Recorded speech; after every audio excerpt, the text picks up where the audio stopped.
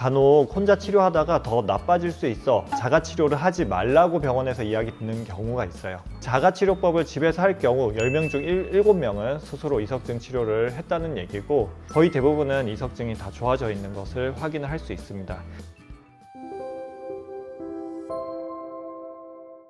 안녕하세요. 여러분의 뇌 건강 가이드 신경과 전문의 박재현입니다. 제 채널에 이석증 자가치료법 영상을 올린 적이 있습니다. 과연 혼자 치료하는 것이 효과가 있는지, 위험하지는 않는지 오늘은 설명드리려고 합니다. 이석증 치료하기 전에 이 영상을 먼저 끝까지 보시고 치료를 한번 시도해 보세요. 지난 영상 댓글을 보면 이석증 치료 후 혹시 더 악화되는 것은 아닌지 걱정을 하는 분들이 있습니다. 반대로 제 영상을 보고 혼자 치료를 했는데 좋아졌다는 댓글들도 있습니다. 좋아졌다는 후기는 너무 많아서 제가 일일이 캡처하기도 힘들 정도입니다. 몇 개만 캡처해서 보여드릴게요.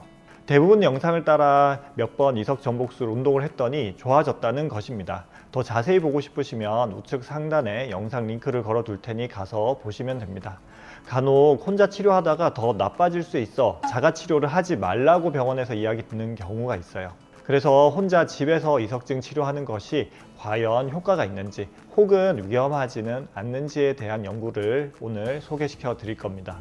자마 뉴럴로지라고 하는 매우 유명한 논문에 소개된 연구로 올해 발표됐는데, 우리나라 분당 서울대병원에서 시행한 연구입니다. 병원에서 치료받은 이석증 환자 585명을 모아서 반반 나누었어요. 반은 이석증, 어지럼증이 재발했을 때 혼자서 스스로 치료할 수 있게 교육 영상을 제공하고 치료하는 방법을 교육을 했고, 나머지 반은 그런 치료법을 알려드리지 않았습니다. 한 2년 동안 추적 관찰하면서 어지럼증이 재발했는지 했을 때 어떤지 확인을 해 보았습니다.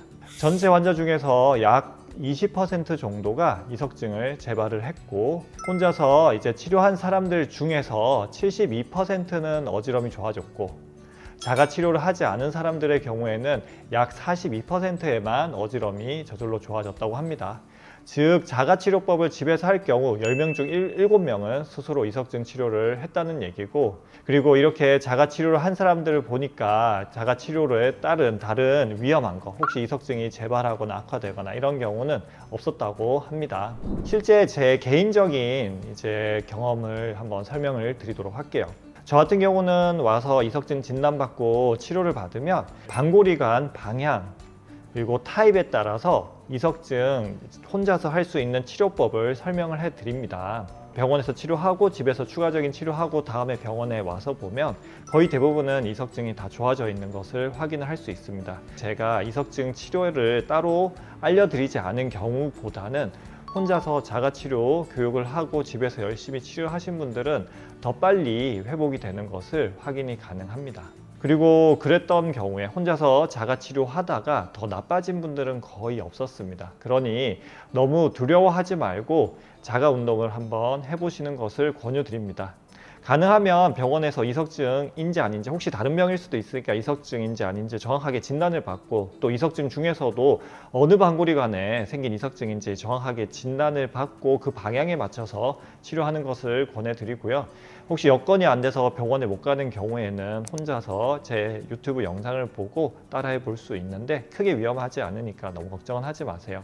또 혼자서 이석증, 특히 어느 방골이관까지인지 자가 진단하는 프로토콜도 있어요. 그거는 다음 기회에 한번 소개시켜 드리도록 할게요. 제 영상이 또 여러분들 어지럼증 치료하는데 도움이 되셨으면 좋겠고, 도움이 되셨으면 좋아요, 구독 부탁드릴게요. 다음에 또 다른 재밌는 영상으로 찾아뵙도록 할게요. 이상 신경과 전문의 박재현이었습니다.